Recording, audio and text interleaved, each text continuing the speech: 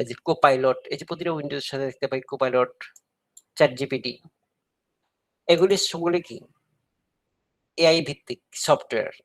এগুলি চলে কিসের উপরে? ৪র্থ লেভেল ল্যাঙ্গুয়েজ, পঞ্চম প্রজন্মের ভাষা বলা হয়। তবে প্রোলগ যদিও অনেক আগে তৈরি করা হয়েছে, অনেক আগের এই ভাষাটা প্রোলগ ভাষা। এর মাধ্যমে এআই ভিত্তিক কিছু কৃত্রিম বুদ্ধিমত্তা এআই ভিত্তিক করা হয়েছে, সমস্যা সমাধান ভিত্তিক ভাষা, সমস্যার সমাধানের উপর বেস করে এটা তৈরি করা হয়ে থাকে। এইটা হচ্ছে তার আর্টিফিশিয়াল ইন্টেলিজেন্সই থাকে, কৃত্রিম বুদ্ধিমত্তা থাকে। তাহলে আমাদের প্রজন্ম বেস করে কটা আছে? 5টা প্রজন্ম আছে। 5টা প্রজন্মের মধ্যে দেখেন, প্রথম প্রজন্মে কি মেশিন ল্যাঙ্গুয়েজ ইউজ করা থাকে, দ্বিতীয় প্রজন্মে আমরা পাইছি অ্যাসেম্বলি ল্যাঙ্গুয়েজ, যেটা অ্যাসেম্বলার ইউজ করা থাকে, তৃতীয় প্রজন্ম হয়েছে উচ্চ হাই লেভেল ল্যাঙ্গুয়েজ, যেটা মানুষের সহজে বোধগম্য যে ইনস্ট্রাকশনগুলি বা ভাষাটা ইউজ করা হয়ে থাকে। তারপর চতুর্থ প্রজন্ম হয়েছে কোথায়? যেটা খুব সহজ এবং কম কোডের সাহায্যে কাজগুলি সম্পূর্ণ করা হয়, যেটা হচ্ছে ডাটাবেস ভিত্তিক ভাষা।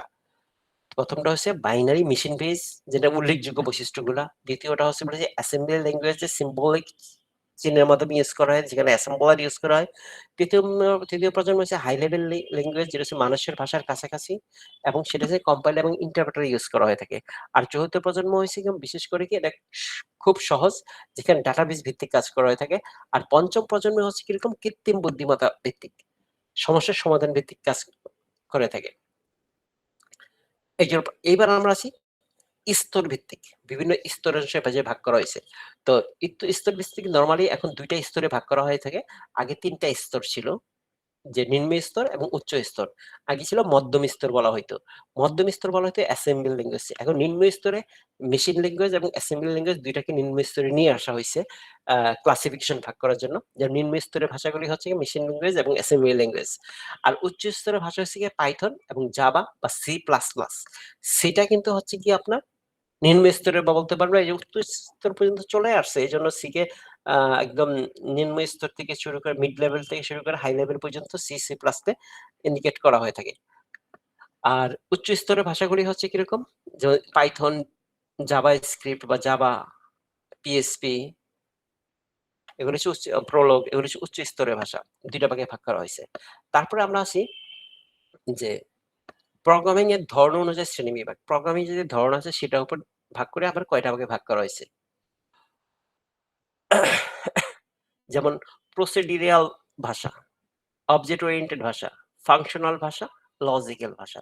প্রসিডিউরাল ভাষাগুলি হচ্ছে কিরকম, যে বিভিন্ন ধাপে ধাপে নির্দেশনাগুলি সেট করা হয়ে থাকে। যেমন সি কে বলা হয় প্রসিডিউরাল ল্যাঙ্গুয়েজ। তার অবজেক্ট ওরিয়েন্টেড ল্যাঙ্গুয়েজ, যেখানে অবজেক্ট বেস বা ক্লাস, অবজেক্ট এইসব নিয়ে কাজ করা হয়ে থাকে, এটাকে বলা হয় অবজেক্ট ওরিয়েন্টেড ল্যাঙ্গুয়েজ, ক্লাস এবং অবজেক্ট ভিত্তিক ভাষা।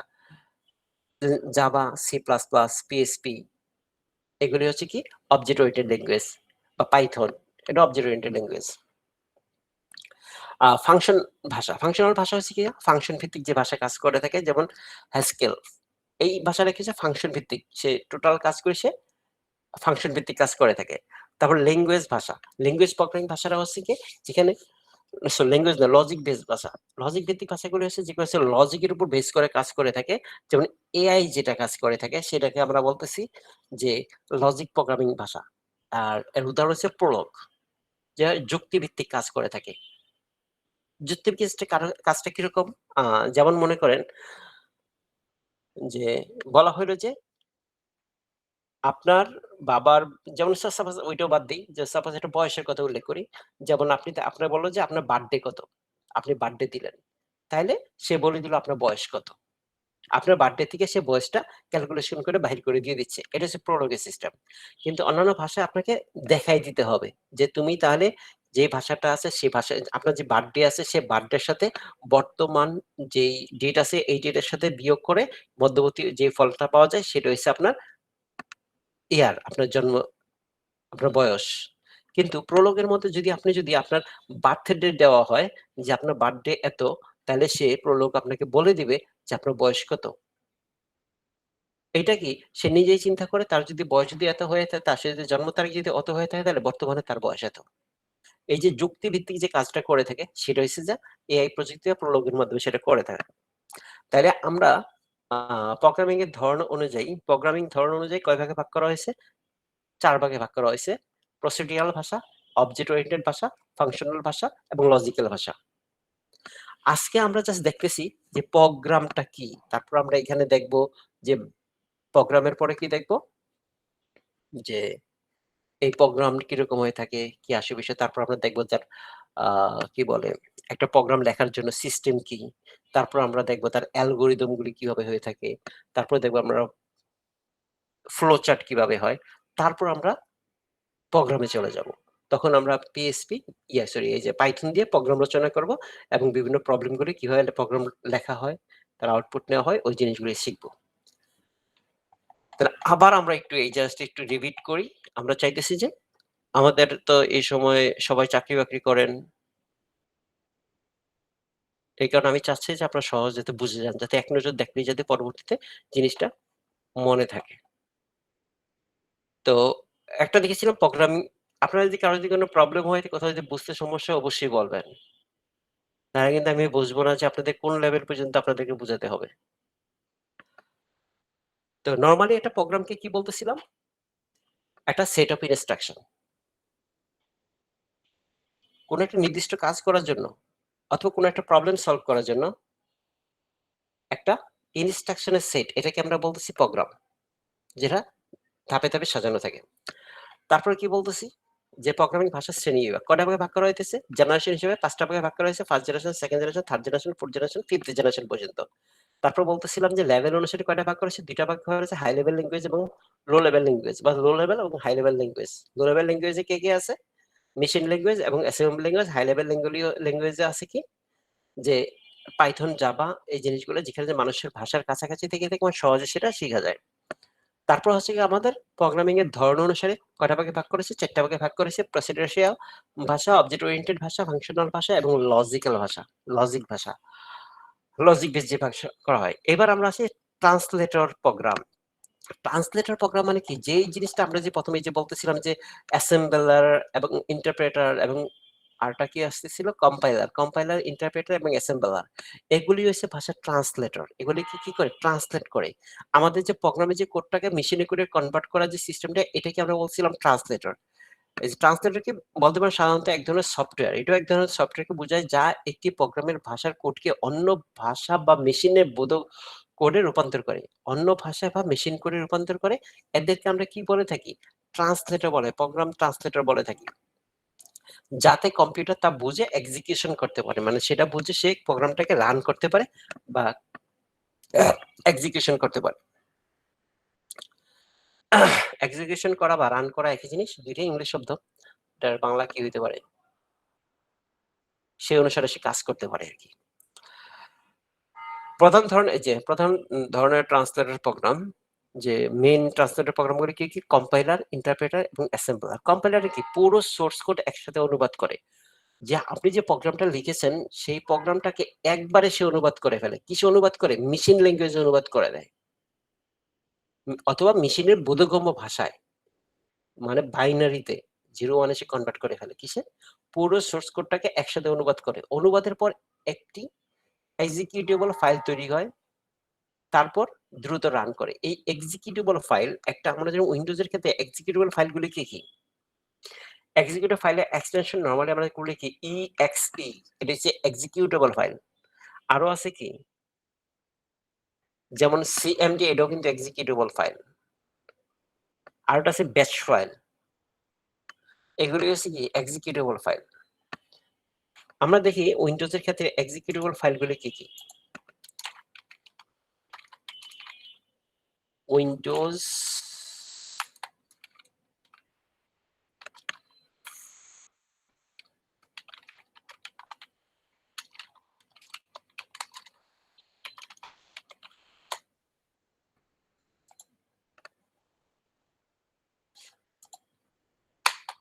File extension.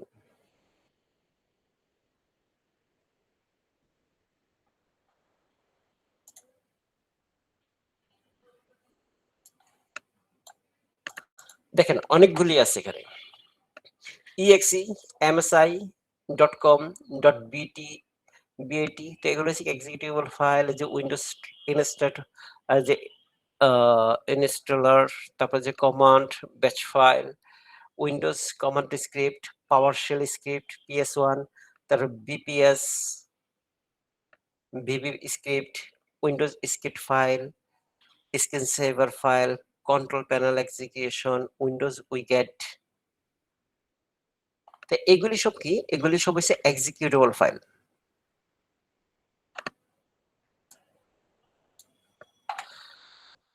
তো এটা হচ্ছে উইন্ডোজের ক্ষেত্রে, এবং প্রোগ্রামের ক্ষেত্রেও আলাদা আলাদা কিছু এক্সিকিউটেবল থাকে, যেমন পাইথনের ক্ষেত্রে পিওয়াই এরকম থাকে। তো বিভিন্ন ধরনের প্রোগ্রামের অনুযায়ী আবার আলাদা আলাদা এক্সিকিউটেবল ফাইল থাকে। তাহলে কি করা হইতেছে? পুরো সোর্স কোডকে একসাথে অনুবাদ করে এবং অনুবাদের পর একটি এক্সিকিউটেবল ফাইল তৈরি হয়, সাধারণত দ্রুত রান করে থাকে। এটা হচ্ছে কম্পাইলার ক্ষেত্রে। ইন্টারপ্রেটার কি করে? লাইন বাই লাইন কোড অনুবাদ করে এক্সিকিউশন করে। প্রতিটা লাইন বাই লাইন সে এক্সিকিউশন করে। আলাদা আলাদা এক্সিকিউটেবল ফাইল তৈরি হয় না। আলাদা আলাদা করেও এক্সিকিউটেবল ফাইল তৈরি করা হয় না। ডিবাগ করা সহজ। এটাতে ডিবাগ করা সহজ। ডিবাগ করা মানে হচ্ছে কি? যখন আপনি, যেমন মনে করেন যে আপনি একটা কম্পাইল করতেছেন, আপনি একটা প্রোগ্রাম রান করছেন। প্রোগ্রাম রান করে কম্পাইল করলে কি করা হয়? যে যখন সে একবারে টোটাল প্রোগ্রামটা রান করে, রান করার পর আপনাকে যদি এরর থাকে, তাহলে এররটা দেখায় যে অত নাম্বার লাইনে আপনার প্রবলেম আছে, বা যে ওয়ার্নিং থাকে সেই ওয়ার্নিংটা দেয়। কিন্তু ইন্টারপ্রেটার কি করে? যখন একটা লাইন করবে, একটা লাইন টু লাইন সে এক্সিকিউশন করে, রান করে। রান করার পর যে লাইনে আসার পর প্রবলেম পাবে, ওইখানে সে থেমে যাবে। থেমে যাওয়ার পর ওইটা আপনি সলভ করলেন, সলভ করার পর তারপরে আবার কাজ করতে হবে, কাজ করে আইসা তারপর আরেকটা অপশন এসে থেমে যাবে। তো এই কারণে কি হয় যে আপনার ডিবাগ করা সহজ হয়ে যায়। কোথায় প্রবলেম আছে সেটাকে ফাইন্ড আউট। ডিবাগ মানে কোনো বাগ, বাগ মানে ত্রুটি, ডিবাগ মানে সেই ত্রুটি দূর করা, সেই ত্রুটি দূর করা সহজ হয়ে থাকে। আর কম্পাইলার ক্ষেত্রে কি হচ্ছে? ত্রুটি থাকলে সেটা আপনি পুরো রান করার পর তখন সে ত্রুটি দেখাবে, তখন প্রোগ্রামটা ওপেন করে ওই জায়গা থেকে সেটা আপনার ত্রুটিটা সলভ করতে হবে। অ্যাসেম্বলারকে অ্যাসেম্বলিং ভাষায়, মেশিনে ভাষাকে রূপান্তর করার জন্য এটা ব্যবহার করা হয়। খুব নিম্ন স্তরের প্রোগ্রামিং এর ব্যবহার করা হয়, মানে নিম্ন স্তরের ভাষাগুলির ক্ষেত্রে অ্যাসেম্বলার ইউজ করা হয়ে থাকে। তাইলে আমরা ট্রান্সলেটর জানলাম কি? ট্রান্সলেটর বলতে আমরা বুঝতেছি যে ট্রান্সলেটর হচ্ছে এমন একজন সফটওয়্যার, এটা ট্রান্সলেটর নিজেও একটা সফটওয়্যার, এমন এক ধরনের সফটওয়্যার যেটা প্রোগ্রামিং ভাষাকে, যে বিভিন্ন ভাষা আর কি, এক ভাষা থেকে অন্য ভাষায় কনভার্ট করে। অন্য ভাষায় কনভার্ট করে মানে মেশিনের ভাষায় কনভার্ট করে, মেশিনের বোধগম্য ভাষা সে তার কোডগুলি কনভার্ট করে, সেটাকে আমরা বলি ট্রান্সলেটর। এই ট্রান্সলেটর প্রধানত তিনটা ভাগে ভাগ করা হয়েছে। তিনটা ভাগে ভাগ করা হয়েছে বা তিন ধরনের আছে, যেটা হচ্ছে কম্পাইলার, ইন্টারপ্রেটার এবং অ্যাসেম্বলার। এইবার আমরা আসি অ্যালগরিদম ও ফ্লো চার্টের বিষয়ে। অ্যালগরিদম জিনিসটা কি সেটা আগে একটু জানি। যদিও আমরা গত ক্লাসে, কোন ক্লাসে জানি, ডাটা স্ট্রাকচার অ্যালগরিদমের মধ্যে আমরা কিছু জেনেছিলাম। এখন আমরা আরেকটু এর সম্পর্কে জানি। তো অ্যালগরিদম মূলত রচনা করেছিল কে? এটা হচ্ছে ৮০০ সালের দিকের কথা। ৮০০ সালের দিকে কি হচ্ছে? মোহাম্মদ বিন মুসা ইন খোয়ারজিম। খোয়ারজিমি সেটা হচ্ছে মোহাম্মদ ইবনে মুসা, মোহাম্মদ ইবনে মুসা আল খোয়ারজিম। এই যে আল খোয়ারজিম মানে অ্যালগরিদম, এখান থেকে অ্যালগরিদম নামটা আসছে। আল খোয়ারজিম এর নাম অনুসারে এই অ্যালগরিদম নামটা করা হয়েছে। উনি, তার পরিচয় কি? তিনি ছিলেন একজন মুসলিম বিজ্ঞানী ও গণিতবিদ। তো বিশ্বের ভিতরে দেখা যাচ্ছে এই ডিজিটাল কম্পিউটার রিলেটেড যত কিছু আছে সবকিছু কোনো না কোনো গণিতবিদই তৈরি করেছেন। তো এদের নামের ভিতরে শুধুমাত্র আমি লেডিস এর নাম শুনেছিলাম, যার হচ্ছে লেডি আগস্টা। লেডি আগস্টা হচ্ছে কি, উনি ছিলেন কোন জায়গায় তার বাড়ি? ওনার বাড়ি মেবি ইউকে তে ছিলেন, মানে লন্ডনে। উনিও খুব উচ্চ বংশের ব্যারনের কন্যা। ব্যারন ছিলেন একজন শিল্পী, দেখতে খুবই সুদর্শন ছিলেন, কিন্তু কোনো দিক ভালো ছিল না, বাট ভালো কবি ছিলেন, ভালো লিখতে পারতেন, নামকরা শিল্পী ছিলেন। তো ওনার কন্যা ছিলেন lady Augusta, Lovelace Ada lady Augusta. তো উনি ছিলেন প্রথম প্রোগ্রামার। প্রোগ্রামারের এই জন্য ওর নাম বলতেছি কারণ উনি ছিলেন প্রথম প্রোগ্রামার ওয়ার্ল্ডে। কিন্তু ওনার প্রোগ্রামের, হ্যাঁ, ওনার নামে এডা ল্যাঙ্গুয়েজ নামে একটা সফটওয়্যার মার্কেটে প্রচলিত হয়েছিল। প্রথম প্রোগ্রামার ছিলেন উনি। উনি উনি ছিলেন চার্লস ব্যাবেজের স্টুডেন্ট। চার্লস ব্যাবেজের অ্যানালাইটিক ইঞ্জিনের জন্য উনি মূলত এই প্রোগ্রাম রচনা করেছিলেন। যাই হোক, আর উনিও তো গণিতবিদ ছিলেন নিঃসন্দেহে। এছাড়া আর কোনো ওইরকম উল্লেখযোগ্য কোনো লেডিস বা ওমেন আমরা পাইনি কম্পিউটারের মধ্যে ওইরকম বিশেষ কোনো অবদানের ক্ষেত্রে, আর ম্যাক্সিমামই পুরুষ। তো অ্যালগরিদমের জনক ছিলেন কে? ইনি ছিলেন একজন মুসলমান, যেটা হচ্ছে 800 সালের দিকে এই অ্যালগরিদম সে তৈরি করে বা আবিষ্কার করে। 800 সালের দিকে আব্বাসি খলিফা আল মামুন শাসন আমলে বাগদাদে বসবাস করতেন এবং বাইতুল হিকমা বা জ্ঞানগৃহে কাজ করতেন। এখানে উনি কাজ করতেন। তো এই বাইতুল হিকমা এটা কাজে মূলত ছিল গবেষণামূলক এই ধরনের উঁচু লেভেলের জিনিস নিয়ে তারা কাজ করতেন। এক রাজার আন্ডারে ছিল এটা। তো উনি প্রথমে অ্যালগরিদম তৈরি করে বিভিন্ন সমস্যার সমাধানের জন্য ধাপে ধাপে কিভাবে অ্যালগরিদম তৈরি করতে হয় সেই জিনিসটা উনি আবিষ্কার করে। হ্যাঁ, কেউ বলবেন কিছু?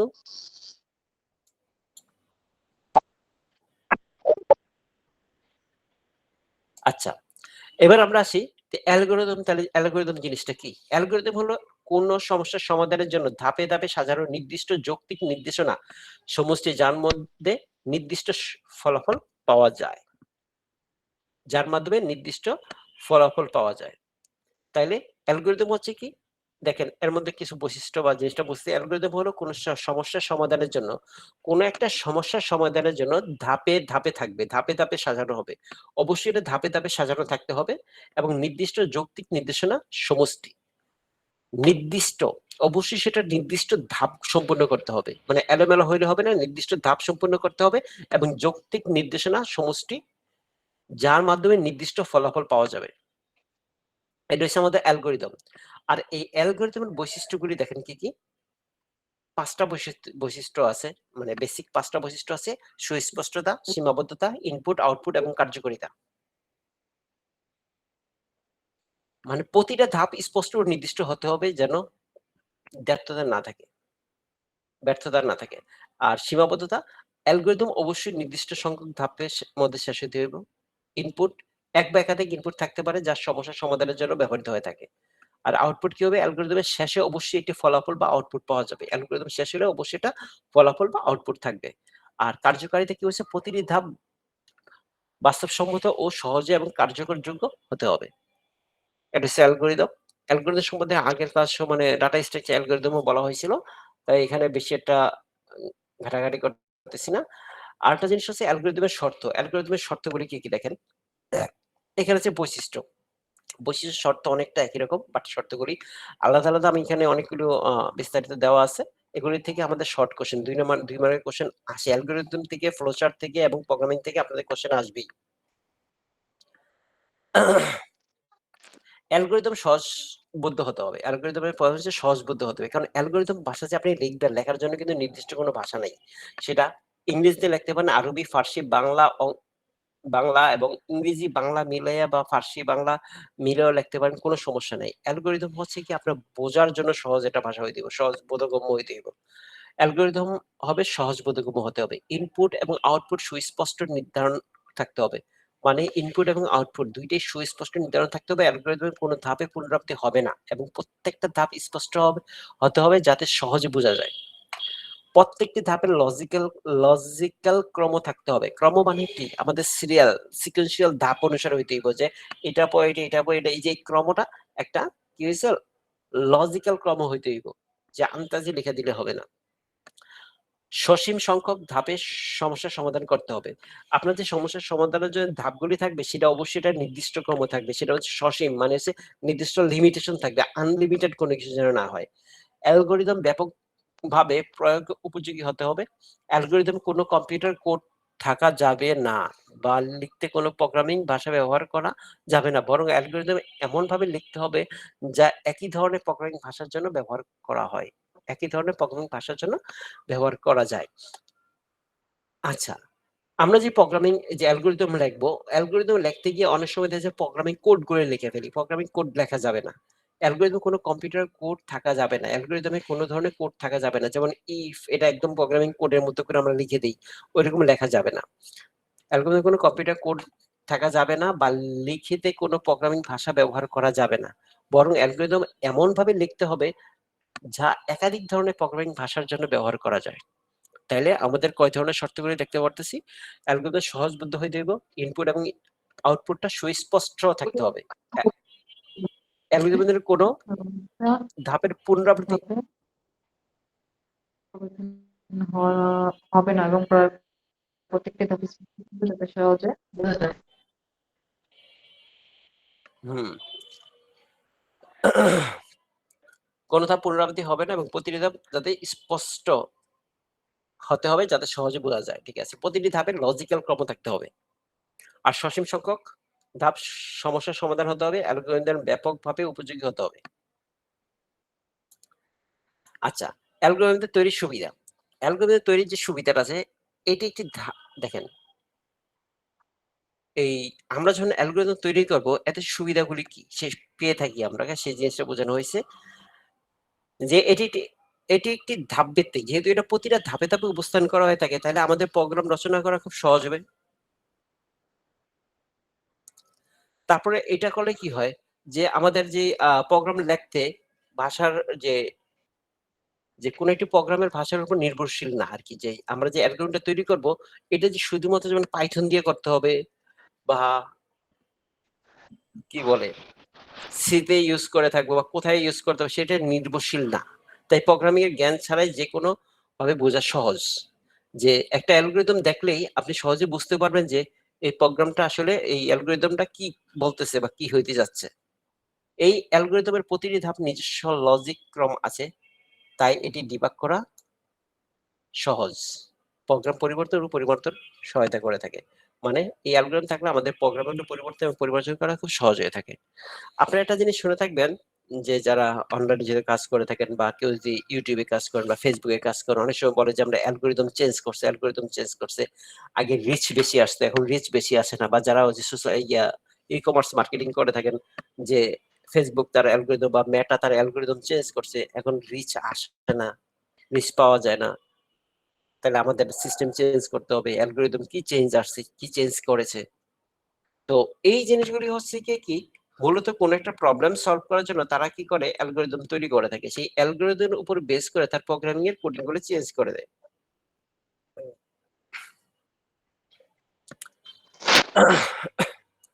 তো অ্যালগরিদমের প্রয়োজনটা কি? সমস্যার সমাধান সহজ করতে, যে কোনো প্রবলেম সলভ করার জন্য সহজ করার জন্য অ্যালগরিদমটা প্রয়োজন হয়ে থাকে। প্রোগ্রামের তৈরি সহজ করতে, এই যে সমস্যার সমাধান সহজ করতে, প্রোগ্রামের তৈরি সহজ করতে, সময় ও শ্রম বাঁচাতে, ভুল কমাতে, জটিল সমস্যা সহজে বোঝার জন্য অ্যালগরিদমটা প্রয়োজন হয়ে থাকে। মানে অ্যালগরিদমটা কি জন্য করা হয়ে থাকে? নরমালি কোনো একটা সমস্যা সমাধানের জন্য। আর যদি সেই অ্যালগরিদমটা আমরা পেয়ে যাই, তাহলে আমরা কি করি যে একটা অ্যালগরিদম যখন আমরা পেয়ে গেলাম, পেয়ে গেলে তাহলে কি যে আর অ্যালগরিদমের ধাপে ধাপে তো সমস্যার পথগুলি দেখানো হয়ে থাকে। সে ধাপে ধাপে যেহেতু করা হয়ে থাকে, তাহলে আমাদের প্রোগ্রাম রচনা সহজ হয়ে যায়। আর এই প্রোগ্রাম রচনা সহজ হয়ে যাওয়া মানে হচ্ছে প্রোগ্রাম তৈরি করা সহজ হয়ে যায়। আর এই প্রোগ্রাম তৈরি করতে গেলে কোথাও কোনো ভুল ত্রুটি কি হইতে পারে বা কোন কোন কোডগুলো লেখার প্রয়োজন হবে সেটা আমরা পেয়ে যাই। আর এই যে এনালাইসিস করা যে একটা প্রোগ্রাম আমরা কিভাবে লিখবো একটা প্রবলেম সলভ করার জন্য, তাহলে আমার যে পরিমাণ শ্রম এবং সময় কি হয়েছে আমরা অ্যালগরিদমটা পেয়ে গেলে ওখানে বেঁচে যায়। তাহলে একটা প্রবলেম পাওয়ার পরে সেই প্রোগ্রামের উপরে যে অ্যালগরিদম যে এক্সপার্ট সেজন্য অ্যালগরিদমটা তৈরি করে, প্রোগ্রামার সেই অ্যালগরিদমটা পাইলে খুব সহজে সেটা তৈরি করতে পারে। ভুল কমাতে, আগে থেকে নির্দিষ্ট ধাপ থাকলে ভুল হওয়ার সম্ভাবনা কম থাকে। জটিল সমস্যার সমাধানে বোঝাতে, বড় বা কঠিন সমস্যাকে ছোট ছোট ধাপে যখন ভাগ করা হয়ে থাকে, তাহলে ওই প্রোগ্রামটা সলভ করা সহজ হয়। অ্যালগরিদমের সীমাবদ্ধতা, যেমন সব সময় জন্য উপযোগী নয়। এই যে যেটা বলা হইতেছিল যে যখন একটা অ্যালগরিদম তৈরি করা হয়, বললাম না যে যেমন ইউটিউব বলেন, সোশ্যাল মিডিয়া সাইট বা যেকোনো ওয়েবসাইটের ক্ষেত্রে অ্যালগরিদম চেঞ্জ হয়। মানে কি একটা অ্যালগরিদম যখন আপনি তৈরি করলেন এই সময়ের জন্য, কিন্তু কিছুদিন পরে দেখা গেল যে এই অ্যালগরিদমটা এখন আর কাজ করতেছে না। তখন তার জন্য আবার কি পরিবর্তন করার প্রয়োজন হয়। সেই অনুসারে প্রোগ্রাম তৈরি করা হয়ে থাকে। এটা তার একটা সীমাবদ্ধতা। ভালো অ্যালগরিদম তৈরি করতে গেলে অনেক সময় ও বিশ্লেষণ দরকার হয়ে থাকে। যেমন একসময় কি হয়েছে যে সময় সাপেক্ষে হতে পারে। যে যখন একটা অ্যালগরিদম আপনি তৈরি করেন একটা প্রবলেমের উপরে মানে একটা প্রবলেম সলিউশন করার জন্য আপনি অ্যালগরিদম তৈরি করলেন। কিন্তু সেই অ্যালগরিদমটা যত বেশি সময় নিয়ে আপনি করবেন, তত কি হবে? তত নিখুঁত হওয়ার সম্ভাবনা থাকে। বারবার একটু এনালাইসিস করা যেতে পারে। এতে করে যত বেশি সময় দিবেন তত বেশি সেটা ভালো একটা অ্যালগরিদম আমরা পাবো। বাস্তবায়ন কঠিন হতে পারে। অ্যালগরিদম বুঝলেও প্রোগ্রামে রূপান্তর করা কখনো কখনো জটিল হয়ে যায়। হ্যাঁ, যে অ্যালগরিদমটা আপনি সহজে বোঝা যাচ্ছে, কিন্তু এটা কিভাবে এক্সিকিউশন করবেন অনেক সময় এটা বোঝা কঠিন হয়ে যায়। এটা হচ্ছে সীমাবদ্ধতা। পরিবর্তন করলে আবার তৈরি করতে হয়। মানে সমস্যার সমাধান এই যে মনে করেন যে আপনি অ্যালগরিদমটা তৈরি করলেন, সেই অনুসারে যে প্রোগ্রামটা কিন্তু আবার ওইভাবে তৈরি করতে প্রয়োজন হইতে পারে। ওইটা একদম মুখ দিয়ে বইলা ফেললাম আর হয়ে গেলাম, ব্যাপারটা এরকম না। যে অ্যালগরিদম তৈরি করলে সাথে, সাথে কি হইছে তার শর্তগুলি ওই জিনিসগুলি সবগুলি আবার নতুন করে ওইভাবে সাজাইয়া তৈরি করার প্রয়োজন হয়। সবসময় সবচেয়ে দ্রুত সমাধান হয় না। কিছু অ্যালগরিদম কার্যকর হলেও পারফরম্যান্স কম হতে পারে। সবসময় এটা দ্রুত সমাধান সম্ভব হয় না। এটা হচ্ছে তার সীমাবদ্ধতা। তাহলে অ্যালগরিদমের ক্ষেত্রে আমরা কি, কি দেখতেছি? অ্যালগরিদমের ক্ষেত্রে আমরা দেখতেছিলাম যে এই যে উপরে যে পাঠ্যগুলো যেটা দেওয়া হইছে, এই যে কে আবিষ্কার করছে, কি আসে বিষয়, সে কে, এটা জাস্ট হচ্ছে তার সম্পর্কে ধারণা জানার জন্য, আর কিছুই না। এটা পরীক্ষায় আসবে না। তো অ্যালগরিদম কি? এটা আসতে পারে। এটা আসার সম্ভাবনা বেশি। আর বৈশিষ্ট্য কি? এই ২ টা। এই ২ টা জিনিস বেশি ইম্পোর্টেন্ট। তারপর সেকেন্ড ইম্পোর্টেন্ট হচ্ছে একটু কি আ স আ তৈরির শর্ত এবং তার সুবিধাগুলা। অসুবিধা আছে না। অসুবিধা বা সীমাবদ্ধতাগুলি আসে না। আর এই ফ্লো চার্টটা কি? ফ্লো চার্ট মূলত হইছে অ্যালগরিদমের চিত্রভিত্তিক উপস্থাপন। সেটাই আমরা ফ্লো চার্ট বলতেছি। অ্যালগরিদমের চিত্রভিত্তিক উপস্থাপনাটাকেই ফ্লো চার্ট বলা হয়। ফ্লোচার্ট হলো অ্যালগরিদম বা কোনো প্রক্রিয়ার ধাপগুলো বিভিন্ন প্রতীক, চিহ্ন বা তীর চিহ্ন ব্যবহার করে চিত্রের মাধ্যমে উপস্থাপন করার পদ্ধতি। অ্যালগরিদম বা কোনো প্রক্রিয়ার ধাপগুলোকে বিভিন্ন প্রতীক ও তীর চিহ্ন ব্যবহার করে চিত্রের মাধ্যমে উপস্থাপন করার পদ্ধতিকে কি বলতেছি? ফ্লোচার্ট। ফ্লো ফ্লো করার যে কিভাবে ফ্লো হইতেছে। তো এই ক্ষেত্রে দেখেন কি হয় যে একটা নির্দিষ্ট ধরেন ফ্লোচার্টে এখানে হ্যাঁ, এই দেখেন আমরা একটা দেখেন। এটা কি? আমার একটা ফ্লো চার্ট। এটা একটা ফ্লো চার্ট। এই ফ্লো চার্টের মধ্যে দেখেন যে একটা ফ্লো আছে। নিচের দিয়ে একটা ফ্লো আকারে আসতেছে।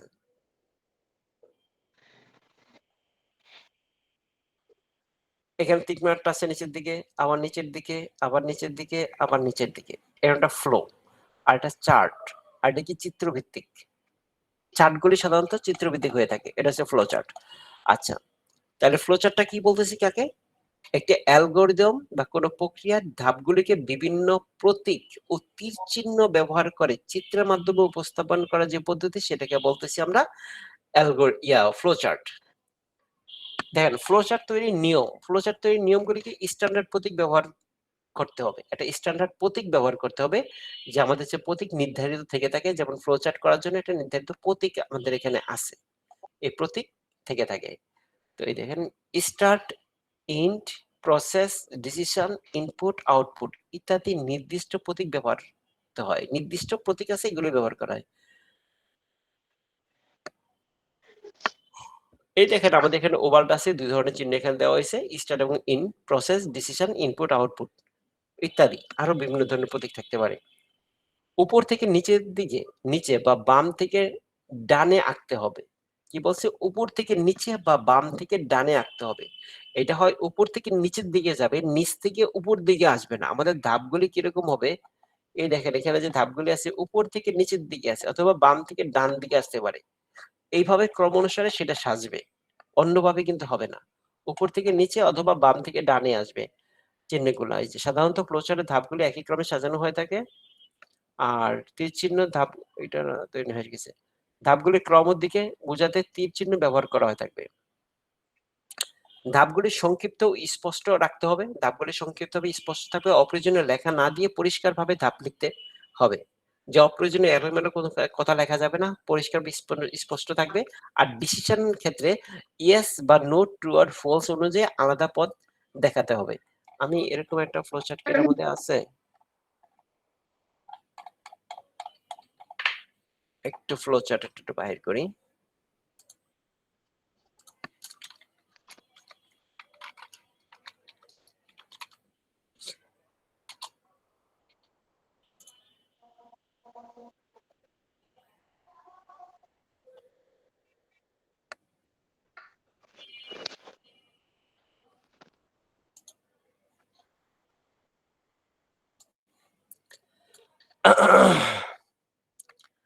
দেখেন এটা ফ্লোচার্ট। একটা ফ্লোচার্ট আছে।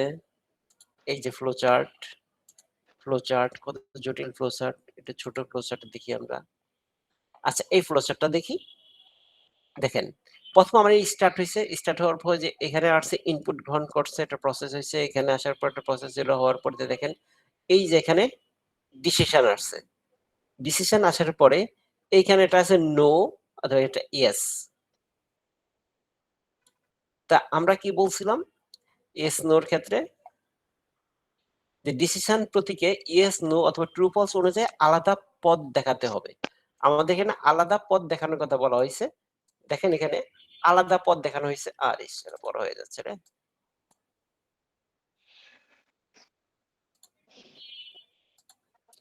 এই ইয়েসটা যখন এদিকে আসতেছে, নোটা এই পাশে চলে আসতেছে, আলাদা পথ দেখানো হয়েছে।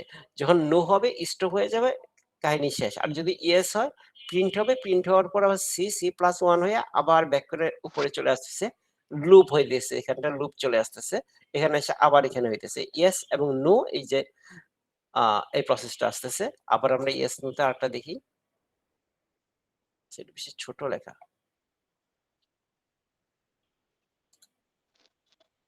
এখানে দেখেন এই যেমন ট্রু ফলস,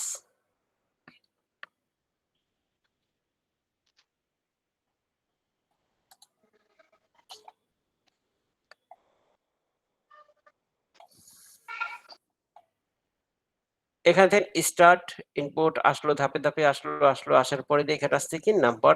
এই যে একটা শর্ত আসছে নাম্বার 1 থেকে এটা যদি বড় হয়ে থাকে, 2 এর থেকে যে 1 বড় হয় তাহলে ট্রু, ট্রু হলে ডিসপ্লে নাম্বার 1, তারপরে স্টপ শেষ। আর ফলস হলে সরাসরি display number 2 stop, program close করে দিছে।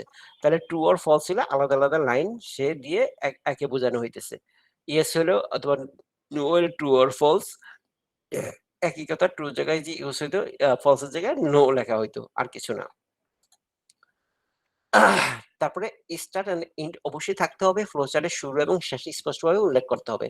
তাহলে শর্তগুলো আমরা কি দেখতেছি? স্ট্যান্ডার্ড প্রতীক ব্যবহার করতে হবে। উপর থেকে নিচে বা বাম থেকে ডান দিকে আঁকতে হবে। তীর চিহ্ন ব্যবহার করতে হবে। যেটা অ্যারো তীর চিহ্ন আমরা দেখতেছিলাম মাঝখানে আছে, প্রতিটা চিহ্নের মাঝখানে। ধাপগুলি সংক্ষিপ্ত ও স্পষ্ট হতে হবে।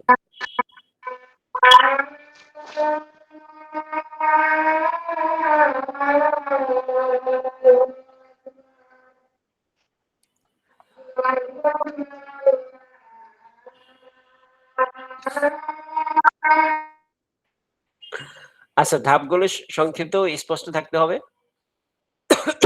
সিদ্ধান্তের ক্ষেত্রে শাখা দেখাতে হবে। যখন সিদ্ধান্ত থাকবে, ডিসিশন মেকিং থাকবে, তখন আমরা ইয়েস নো বা ট্রু ফলস দিয়ে আমরা শাখা দিব, দুই দিকে মুভ করে দেখাতে হবে। স্টার্ট এবং এন্ড অবশ্যই থাকতে হবে, যাতে শুরু থাকবে এবং শেষ থাকবে। আর দেখেন এই চিহ্নগুলি কি কি? এই যে প্রথম দেখেন টার্মিনেট চিহ্ন বা ডিম্বাক্ষর, যেটা আমরা স্টার্ট অথবা ইফ বলতেছি। স্টার্ট এটা হচ্ছে টার্মিনাল গুলি কি হইছে ফ্লোচার্টের শুরু এবং শেষ নির্দেশ করে, বা স্টার্ট এন্ড এন্ড নির্দেশ করার জন্য এই ধরনের দুই ধরনের ইউজ করা হয়ে থাকে। দুইটাকে আমরা কি বলছি? ওভাল। তারপর যে সামান্তরিক, এটা থেকে আমরা কি করি? ইনপুট এবং আউটপুট প্রদর্শন করার জন্য এটা ইউজ করা হয়ে থাকে। এই চিহ্নটা ইউজ করা থেকে ইনপুট এবং আউটপুটের জন্য। আর এই যে আয়তাকারটা ইউজ করা হয় কিসের জন্য? প্রক্রিয়াকরণ নির্দেশ করে থাকে, বা প্রসেস, যেটাকে আমরা বলতেছি প্রসেস করা। যে প্রসেস করে থাকে, কি প্রসেস করে থাকে? যেমন অথবা এক্সিকিউশন করে থাকে। যেমন যোগ করো, এটা কি একটা প্রসেস? বা মুভ করো, এটা কি একটা প্রসেস? এটা নির্দেশনা, একটা এক্সিকিউশন করবে সেখানে। যেমন আমরা একটু যাই নিচের দিকে, একটা ফ্লো চার্ট দেখে থাকি। দেখেন এই যে প্রসেস, সেখানে কি বলছে? এভারেজ বাইর করার কথা বলতে হইছে। a প্লাস b যোগ করবে, যোগ করে 2 দ্বারা ভাগ করবে, তাহলে আমরা একটা গড় পাবো বা এভারেজ পাবো। এখানে আবার হচ্ছে কি প্রসেস হইতেছে। আর এখানে ইনপুট গ্রহণ করা হইতেছে, a ও b এর মান গ্রহণ করো, মানে ইনপুট গ্রহণ করতেছে, শুরু, স্টার্ট। এটা আপনি বাংলায়ও লিখতে পারেন, ইংলিশেও লিখতে পারেন। শুরু করতেছে এখানে, শুরু, স্টার্ট। তারপরে হইতেছে কি এখানে এভারেজের মান প্রদর্শন করা আউটপুটে। এখানে ইনপুট করতেছে, এটা আউটপুটে করতেছে। এগুলি কি সমান্তরাল? সমান্তরাল রেখার মাধ্যমে সমান্তরাল আয়তক্ষেত্র, এই দুইটা, এই দুই জায়গার ভিতরে আমরা ইনপুট আর আউটপুটের চিহ্ন একই রকম। এটা ইনপুট করতেছে, এটা আউটপুট দেখাইতেছে। আর মাঝখানে কি এটা প্রসেস করতেছে। আর এই যে স্টার্টের চিহ্ন এবং ইন্টের চিহ্ন একই রকম। আর এই যে মাঝখানে কি তীর চিহ্ন দ্বারা আমাদের অ্যারো কি দ্বারা বোঝানো হইতেছে, যে প্রথম স্টার্ট করবে, তারপর এখানে ইনপুট গ্রহণ করবে, তারপর এখানে প্রসেস করবে, তারপরে এখানে কি আউটপুট প্রদর্শন করে, তারপরে অ্যালগরিদম মানে প্রোগ্রাম শেষ করবে। এটা হচ্ছে ফ্লো চার্টের মধ্যে আমরা দেখতেছি এই চিহ্নগুলি দেখলাম। আর হচ্ছে হীরক বা ডায়মন্ড যেটাকে বলতেছি, ডায়মন্ড দিয়ে কি করা হয়, বিভিন্ন শর্ত থাকে এখানে, এখানে কিছু শর্ত সাপেক্ষে এখানে কাজগুলি হয়ে থাকে।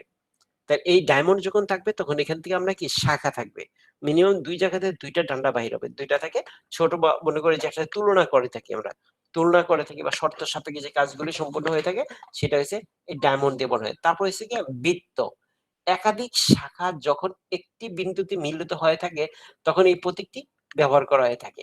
এটাকে আমরা কি বৃত্ত বলতেছি। এগুলি সাধারণত জয়েন্টারও বলতে পারি, জয়েন্ট হয়ে থাকে বিভিন্ন ধরনের একাধিক শাখা একটা বিন্দুতে মিলিত হলে তখন আমরা এই বৃত্তটা ইউজ করে থাকি। আর তীর চিহ্ন দিয়ে প্রবাহকে বুঝাই কোন দিক থেকে কোন দিকে যাবে।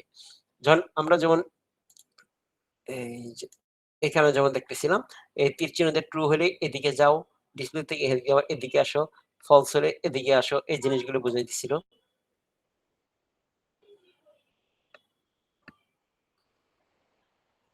এখানে আপনাদেরকে বেসিক কিছু ফ্লো চার্টের জিনিসগুলো দেখাইছি। পাইথনের ক্ষেত্রে নরমালি অতটুকু পর্যন্ত আপনাদের এই চিহ্নগুলি ইউজ করেন বা দেখেন।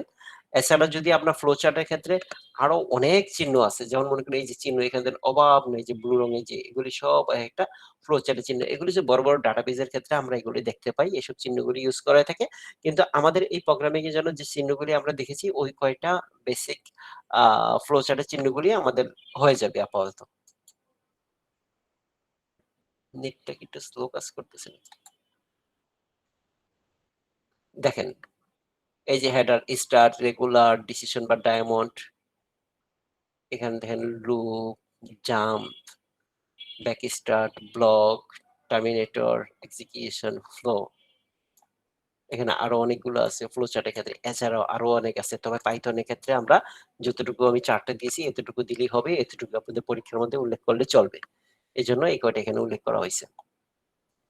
তারপর আমরা আসি ফ্লোচার্টের প্রতীকের ব্যবহারের ব্যাখ্যা, মানে এই প্রতীকগুলো কোথায় ব্যবহার করা হয় এগুলি সম্পর্কে আমরা বলেই ফেলেছি অলরেডি। এই জিনিসগুলো এখানে জাস্ট আবার বলা হয়েছে আলাদা, যেহেতু আপনাদের সিলেবাস আছে এই জন্য। এখন একটা সহজ সমস্যার জন্য অ্যালগরিদম ও ফ্লোচার্ট জাস্ট দেখার জন্য আর কিছুই না, একটা সহজ একটা অ্যালগরিদম তৈরি করা হয়েছে। এই অ্যালগরিদমটা কি হয়েছে, এই অ্যালগরিদম হচ্ছে দুইটি সংখ্যার গড় নির্ণয় অ্যালগরিদম। একটা দুইটা সংখ্যার গড় নির্ণয়ের জন্য একটা অ্যালগরিদম করা হয়েছে। প্রথম শুরু ধাপ 1, তারপরে হয়েছে কি ইনপুট এ ও বি এর মান গ্রহণ করো। যদি দুইটি সংখ্যার কথা বলা হয়েছে তাহলে আমরা দুইটা সংখ্যার মান গ্রহণ করব, এ এবং বি। তারপরে যেহেতু এই দুটা গড় নির্ণয় করতে হবে তাহলে আমরা গড়ের জন্য আমরা কি করতে পারি, এভারেজ সমান সমান a plus B divide by 2। তাহলে আমরা যে মানটা বার হবে এটি এভারেজ হয়ে যাবে প্রসেস। এই এভারেজের মানটা আমরা প্রদর্শন করে দিব, তারপর প্রোগ্রাম শেষ করব। এই জিনিসটাকে আমরা, এটা কি হয়েছে আমাদের অ্যালগরিদম তৈরি করা হয়েছে ধাপে ধাপে। আর এইটা থেকে আমরা কি করছি, ফ্লোচার্টে চিত্রভিত্তিক উপস্থাপন করেছি। এটা হচ্ছে আমাদের ফ্লোচার্ট, দুটি সংখ্যার গড় নির্ণয়ের ফ্লোচার্ট। এই যে ফ্লোচার্টটা আমরা এখানে তৈরি করে দিছি। কারো কি এখানে কোনো বুঝতে কোনো সমস্যা হচ্ছে? না স্যার। ওকে, গুড। যদি কোনো সমস্যা হয়ে থাকে বুঝতে তাহলে অবশ্যই বলবেন।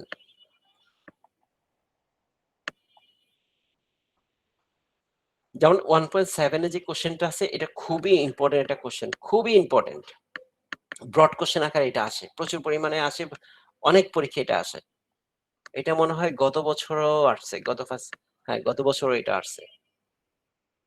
এই প্রোগ্রাম পরিকল্পনার প্রক্রিয়ার ধাপগুলি। তো কোশ্চেনটা একটু এদিক সেদিক করে দেয়, বাট কথা একটা। তো প্রোগ্রাম পরিকল্পনার ধাপগুলো হচ্ছে তবে একই কোশ্চেন যে রিপিট হবে না এরকম কিন্তু না।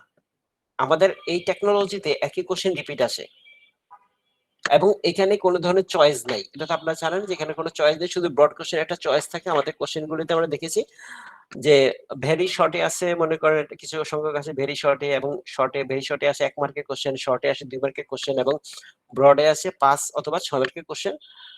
কিন্তু এখানে কোনো চয়েস থাকে না। মাঝে মাঝে আপনার ব্রড কোশ্চেনে একটা করে চয়েস দিয়ে দেয়, ম্যাক্সিমাম ক্ষেত্রে ব্রড কোশ্চেন একটা চয়েস দেয়, কিন্তু শর্টে এবং ভেরি শর্টে কোনো ধরনের চয়েস থাকে না, যা আসে তাই উত্তর দিতে হয়। প্রোগ্রাম পরিকল্পনা প্রক্রিয়া। প্রোগ্রাম পরিকল্পনা হলো কোনো কম্পিউটারের প্রোগ্রাম তৈরি করার আগে সমস্যা বিশ্লেষণ করে সঠিকভাবে ধাপে ধাপে পরিকল্পনা করার প্রক্রিয়া। একটি প্রোগ্রাম তৈরির এই গুরুত্বপূর্ণ ধাপের কারণে পরিকল্পনা ভালো হলে প্রোগ্রামের সহজ, কার্যকর ও ত্রুটি মুক্ত হয়। মানে কি, যখন আপনি একটা প্রোগ্রাম তৈরি করবেন, সেই প্রোগ্রামের পরিকল্পনাটা যত বিশ্লেষণমূলক এবং ধাপে ধাপে কাজটা সম্পূর্ণ করবেন, তাহলে কি হবে, প্রোগ্রামটা তত সুন্দর হবে, তত পারফেক্ট হবে। তার এই পরিকল্পনা করার জন্য কিছু ধাপ আছে আমাদের, যে কি কি করতে হয়। যে একটা প্রোগ্রাম আপনি যখন তৈরি করবেন, লিখবেন, সে লেখার জন্য কি কি করতে হয়। সমস্যা নির্ধারণ, প্রবলেম আইডেন্টিফিকেশন। প্রথম আপনাকে প্রবলেম আইডেন্টিফিকেশন করতে হবে, আপনি কি সমস্যাটা সমাধান করবেন, সে প্রবলেমটা আইডেন্টিফিকেশন করতে হবে। তারপরে করতে হবে সমস্যা বিশ্লেষণ করতে হবে, সমস্যাটা কি এটা নিয়ে অ্যানালাইসিস করে দেখতে হবে, যেটা ইনপুট কি হবে, এটার আউটপুট কি লাগবে, এর মধ্যে কি কি তথ্য থাকবে, এই প্রোগ্রামটা করার জন্য কোন সূত্র আমরা ইউজ করব, কোন ফাংশন ইউজ করে থাকবো, কি করবো না করবো, এইসব নিয়ে আমরা ঘাটিঘুটি চিন্তা করব। কি পরিমাণ আমার মেমোরি লাগবে, কি পরিমাণ স্পিড প্রয়োজন হবে, এখানে আমার এই জিনিসগুলো নিয়ে অ্যানালাইসিস করতে হবে। সমস্যার সমাধানের প্রক্রিয়া, পরিকল্পনা বা অ্যালগরিদম তৈরি। এই সমস্যার সমাধান তৈরি করার জন্য কি করতে হবে, এইগুলি বিশ্লেষণ করার পর আমার একটা অ্যালগরিদম তৈরি করতে হবে। আর অ্যালগরিদম তৈরি তো আমরা জানি কি করে, টোটাল প্রোগ্রামটাকে কি করা হয়, সমস্যাটাকে ছোট ছোট ধাপে ভাগ, ছোট ছোট ভাবে টুকরা করতে হয়। টুকরা করে সেটা সিকোয়েন্সিয়ালি ধাপে ধাপে ধাপে ধাপে আমাদেরকে সাজাতে হয়। একটা নির্দিষ্ট ধাপে সেটাকে আমাকে সাজাতে হবে।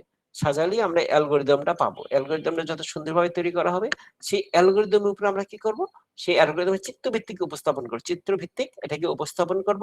তাহলে ছবি ভিত্তিক যখন উপস্থাপন করে সহজে আমাকে বোঝা যাবে যে আসলে ব্যাপারটা কি হইতেছে। এই চিত্রভিত্তিক উপস্থাপন, সেটাকে আমরা বলি ফ্লোচার্ট তৈরি করা। সেই ফ্লোচার্টটা তৈরি করব। তারপর আমরা কি করব, সেই ফ্লোচার্টের উপরে কোডিং করব।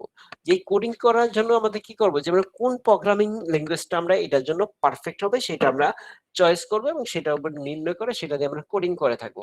এই কোডিংটাকে আমরা কি পাইথনে করব, না সি প্লাস প্লাসে করব, না জাভাতে করব, না ওরাকলে করব, কি দিয়ে করব সেটা নির্ধারণ করে, সে নির্ধারণ করে সেটা দিয়ে আমরা কোডিংটা করব। কোডিং করার পরে তখন আমরা কি করব, এটা টেস্ট করব। কি দিয়ে টেস্ট করে থাকবো, এখানে আমরা কম্পাইলার, অ্যাসেম্বলার বা ইন্টারপ্রেটার এই জিনিসগুলো ইউজ করব, যখন যে প্রোগ্রাম তৈরি করব তার উপর বেস করে। এটা ধর ইউজ করার পর তখন আমরা কি করব, ডিবাগ করা হবে, এটাকে টেস্ট করব, টেস্ট করে ইনপুট আউটপুট যদি কোথাও ত্রুটি পাই সেগুলো আমরা সমস্যা সমাধান করব। এবং সাথে সাথে কি করব, ডকুমেন্টেশন করব, যে প্রোগ্রামের কোন কোডটা কিসের জন্য কোথায় লিখেছি, কি করেছি না করেছি, এই যে জিনিসগুলো, এটাকে বলা হচ্ছে ডকুমেন্টেশন করা। ডকুমেন্টেশন করব, ডকুমেন্টেশন করার পর তারপর প্রোগ্রামটাকে আমরা কি করব, সংরক্ষণ করব। মানে সংরক্ষণ রক্ষণাবেক্ষণ করব, রক্ষণাবেক্ষণ করবো আর মেনটেনেন্স করে রাখবো, যত্ন করে রেখে দিব, যাতে এটাকে অনুযায়ী আপডেট করার প্রয়োজন হলে আপডেট করবো, সংশোধন করবো, নতুন ফিচার যোগ করা, বিয়োগ করা, সমস্যার সমাধান করা, এই জিনিসগুলি রক্ষণাবেক্ষণ, মেনটেনেন্স আর কি। যখন প্রোগ্রাম চলতে থাকবে এটাকে মেনটেনেন্স করবো। এখন আমরা আবার জিনিসটা দেখি, একটা প্রোগ্রাম পরিকল্পনার জন্য কয়টা ধাপ ইউজ করতে হয়। ধাপগুলি আপনি দেখলেন 8টা ধাপ। আপনি যখন পরীক্ষার মধ্যে লিখবেন আপনি দেখা যায় কি একটু ভুলে যাচ্ছেন, বাট ধাপটা যেন উল্লেখ করা থাকে। 8টা ধাপ উল্লেখ করা থাকলে আপনি অটোমেটিকলি একটা হ্যান্ডসাম মার্ক নিয়ে আসতে পারবেন। এবার দেখেন সমস্যা নির্ধারণ। প্রথম ধাপে সমস্যাটিকে স্পষ্টভাবে বুঝতে হবে। কি কিছু বলতেছেন কেউ?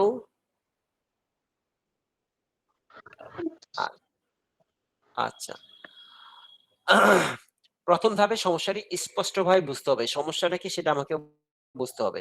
আমি যে একটা সমস্যার কথা বলেছিলাম যে এর আগে ক্লাসের ভিতরে, ঢাকা থেকে আমি চট্টগ্রাম যাব, এটা হচ্ছে আমার প্রবলেম। অথবা আমি যদি বলতেছি, আলিফ বলবেন,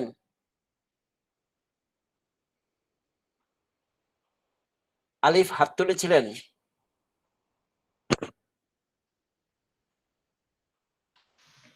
স্যার আসসালামু আলাইকুম। ওয়ালাইকুম আসসালাম। হুম, স্যার আমরা ওই যে আইসিটির জন্য কোন বইটা পড়তে পারি? আইসিটির জন্য আপনাদের বই মনে হয় একটাই আছে। স্যার ওইটার একটু নামটা জানতে চাচ্ছিলাম। নামটা জানতে চাচ্ছিলেন, নামটা। আচ্ছা, গ্রুপে আমি ওই আইসিটির বইয়ের একটা ছবি আপনাদেরকে দিয়ে দিব। ঠিক আছে স্যার, ধন্যবাদ। তবে এই একটা বই আছে মার্কেটে আপনাদের এই নতুন সিলেবাসে। আগের সিলেবাসের তো এখন তো চলবে না, আগের সিলেবাসে আপনাদের সবকিছু আলাদা হয়ে গেছে। নতুন সিলেবাসে একটা বই মার্কেটে দেখা গেছে। তবে আমার এই শীটের মধ্যে যা দেখতেছেন এখানে বইয়ের সাথে না মিলার সম্ভাবনা বেশি। আমি আসলে বই ফলো করি না, বই দেখি নাই, বই কি আছে আমি নিজেও জানি না। তো আমি ওই সিলেবাস আছে আপনাদের, সিলেবাসটা ধরে আমি সাধারণত আপনাদের শীটগুলি তৈরি করেছি। জি স্যার। আচ্ছা, আর আপনাদের যদি কোথাও বুঝতে কোনো সমস্যা একটু বলবেন, আমি চেষ্টা করবো যতটা সহজভাবে লেখা যায়, বোঝানো যায়। ঠিক আছে স্যার। তো সমস্যা নির্ধারণের জন্য হচ্ছে প্রথম ধাপে সমস্যাটি স্পষ্টভাবে বুঝতে। আরেকটা জিনিস বলি, আপনাদের বই যদি লেগে থাকে, প্রয়োজন হয়ে থাকে, তাহলে আপনাদের যে টিচারদের সাথে আর কি, কোর্স কোঅর্ডিনেটরের সাথে যোগাযোগ করতে পারেন। আপনাদের যদি যাইতে সমস্যা হয় ইনস্টিটিউটে, প্রতিটি ইনস্টিটিউটের বই থাকার কথা, আপনাদের জন্য বইয়ের ব্যবস্থা করে দেবে। আর যদি দূরে থেকে থাকেন তাহলে ওনাদের সাথে যোগাযোগ করলে কুরিয়ারে পেয়ে যাবেন। আরেকটা কথা বলি, যেহেতু কথা বলতেছিলাম, বলবো, আপনারা তো টিচার হবেন তাই না? ম্যাক্সিমামই তো টিচার হওয়ার যে উদ্দেশ্যে আসছেন। তো কিছুদিন আগে আমাদের শিক্ষামন্ত্রী টিচারদের একটা কোশ্চেন করেছিলেন। তা আমি ওই সাক্ষাৎকারটা দেখছিলাম, আমি খুব হতাশ হয়েছি জানেন। আমি যদি টিচিং প্রফেশনে নাই, আমি ছিলাম একটা সময় 2 বছর টিচিং প্রফেশনে ছিলাম। আমি তখনও হতাশ হয়েছি যে টিচাররা, অনেক টিচাররা ফাঁকিবাজি করে। হয়তোবা দেখা যাচ্ছে অনেক টিচারের গুণগত মানের সমস্যা আছে। আমি এখন আপনাদের পড়াই দিছি ওই হিসেবে টিচার। জি স্যার। তো এক হিসেবে টিচারের জায়গায়, বাট আপনি যখন কাউকে পড়াবেন, মানে টিচারদের না ওই মন খুলে তাকে পড়ানোর জন্য যে ডেডিকেশনটা, তাকে শেখানোর জন্য ডেডিকেশন স্টুডেন্টদেরকে, বা তারা স্টুডেন্টদেরকে কি দিবে সেটা বলতে পারতেছে না, লজ্জাজনক বিষয়।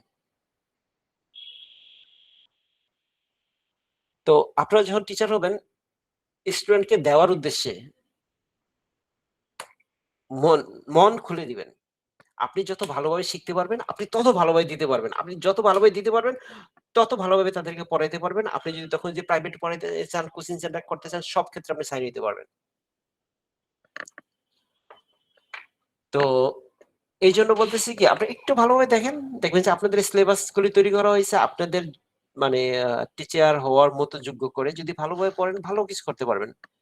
এবং আমি যে আপনাদের সাথে আছি, আপনাদের লিংকে আছি, যদি আপনারা যখন টিচার হবেন, আপনার তখনও যদি কোনো প্রয়োজন হয়ে থাকে, কোনো বুঝতে সমস্যা হয়ে থাকে, কোনো শীট তৈরি করতে সমস্যা হয়, যে আপনার একটা শীট দিবেন, বা কিভাবে তৈরি করবেন, বা কোন টপিকসটা কিভাবে বুঝাইতে সমস্যা হবে বা সুবিধা হবে, যে কোনো সময় আপনি আমাকে পাবেন। অন্তত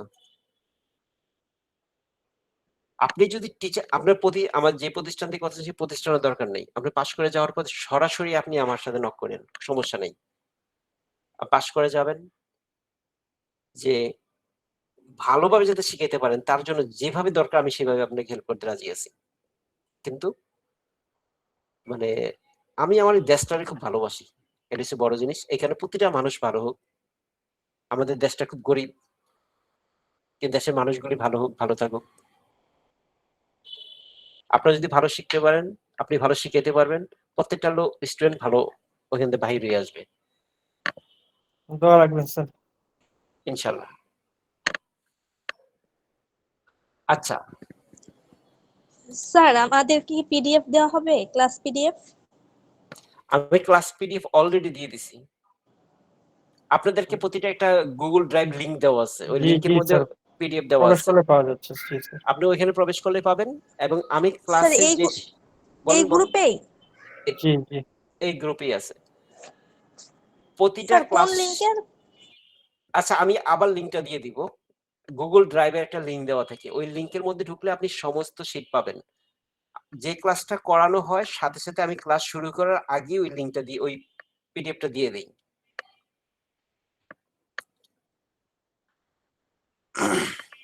আচ্ছা, এইবার আমরা আসি, আবার একটু জিনিসটা দেখি। কি বলছিলাম, প্রোগ্রাম পরিকল্পনা স্যার যে করার। বলেন বর্তমান বলেন। যে ক্লাসগুলো নিচ্ছেন এগুলার পিডিএফ? হুম, এগুলোর পিডিএফ। বলছি যে আমি এখন যে ক্লাস এখন যে আমি ক্লাসটা নিতেছি, যে আচ্ছা শীটটা আপনি দেখতে পারতেছি, এই শীটটা আছে। এই শীটটাই দেওয়া আছে। ও, জি স্যার, ঠিক আছে। মানে আমি শীটটা আগে আপনাদেরকে দেই, তারপর জি এটা স্যার, থ্যাংক ইউ। পড়ানো শুরু করি। আচ্ছা, প্রোগ্রাম পরিকল্পনার ধাপসমূহ কি বলছিলাম যে একটা প্রোগ্রাম পরিকল্পনা করলে কি কি ধাপ আমরা ফলো করে থাকি। একটা বলছিলাম সমস্যা নির্ধারণ। প্রথম ধাপে সমস্যাটা স্পষ্টভাবে আপনাকে বুঝতে হবে সমস্যাটা কি। যখন সমস্যাটা আমরা বুঝতে পারবো, মানে এটা যখন আমরা বুঝতে পারবো তখন দেখবো কিভাবে বুঝতে পারবো, মানে সমস্যাটা কি, তার সমাধানটা কিভাবে করতে পারি, তার থেকে আমরা কি কি ফলাফল আমরা আশা করতে পারি। যদি সমস্যাটা আমরা না বুঝতে পারি তখন কি করতে হবে, আবার প্রবলেমটা দেখতে হবে, বারবার দেখতে হবে যে প্রোগ্রামের কি কি সমস্যা আছে, আমরা কি কি আউটপুট নিব, কি কি আমাদের ইনপুট নিতে হবে, কি কি আউটপুট নিতে হবে, এই জিনিসগুলো আমাদেরকে ভালোভাবে বুঝতে হবে। বুঝার পরে যত ভালোভাবে বুঝতে পারবো তত নির্ভুলভাবে আমাদের কি প্রোগ্রামটা তৈরি করতে পারবো। এই জন্য সমস্যাটা আমাদের নির্ধারণ করতে হবে সমস্যাটা কি। তারপরে হচ্ছে সমস্যা বিশ্লেষণ করতে হবে। যে এই যে সমস্যাটা যখন আমরা বিশ্লেষণ করলাম, সমস্যাটা কি বিশ্লেষণ করলাম, যেমন সাপোজ মনে করেন যে আপনি এখান থেকে সমস্যাটা কি ঢাকায় যাব। আমি কি বললাম, ঢাকা থেকে চট্টগ্রাম যাব। ঢাকা থেকে যখন চট্টগ্রাম যাব, এটা হচ্ছে আমাদের সমস্যা, নরমালি বলে দিলাম। তখন এখান থেকে আমাদের কি কি জিনিস নিতে হবে, যে ভাই ঢাকায় যাবেন, ঢাকা দিয়ে চট্টগ্রাম যাবেন, কবে যাবেন, কিভাবে যাবেন, কিভাবে আপনি যেতে চাচ্ছেন, কেন যেতে চাচ্ছেন, আপনি ওইখানে কোথায় যেয়ে পৌঁছাবেন, ঢাকার কোন পয়েন্ট থেকে আপনি উঠতে চাইতেছেন। এই যে কত ধরনের আপনার কোশ্চেন থাকতে পারে, এগুলি সবকিছু ভালোভাবে বুঝতে হবে। বুঝার পরে যেমন সমস্যা বিশ্লেষণ করতে হবে। যেমন ঢাকা দিয়ে, যেমন আমি বললাম যে হ্যাঁ আমি ঢাকা দিয়ে যাবো, তো ঢাকা আমি মতিঝিল থাকি, আমি মতিঝিল থেকে যাব, অথবা আমি গুলশান থেকে যাব। আর চট্টগ্রামে আমি কোথায় যাব, পতেঙ্গা বিচের এখানে যাব, আমার ডেস্টিনেশন আছে ওই জায়গায়, আমি সমুদ্রটা দেখতে যাব। এটা হচ্ছে আমার আউটপুট। ওইখান থেকে সমুদ্র দেখে, ওইখান থেকে আমি সমুদ্রের থেকে ওইখানে সে বাতাস নিব, সমুদ্র দেখে আমার চোখ জুড়াবো, তার ঢেউটা উপভোগ করব। যখন ভরপুর পানি থাকে, তাহলে কখন ভরপুর বেশি পানি থাকে, যখন জোয়ারের সময় বেশি পানি থাকে, উত্তাল ঢেউ থাকে, ওই ঢেউটা এসে আশ্রয় পড়বে পাথরের উপরে, সেই শব্দটা আমি উপভোগ করব। তাহলে কখন আমি গেলে ভালো হয়, সে কিভাবে হবে, এটা হলো আমার সমস্যা নির্ধারণ করা হলো। এখন এটা সমাধান কিভাবে করব, এই সমস্যাটা বিশ্লেষণ করতে হইব। তখন আমাকে দেখতে হবে যে এখান থেকে আমি তাহলে আমার স্টার্ট পয়েন্টটা কোথায় হইতেছে, মতিঝিল আমার স্টার্ট হইতেছে। স্টার্টের পর তখন আমি দেখবো যে তার ভিতরে এখন কত সময় লাগতে পারে, কিবারে সে যেতে চায়, এবং তার টাকা পয়সা কিরকম আছে, কি পরিমাণ টাকা পয়সা সে খরচ করতে চায়।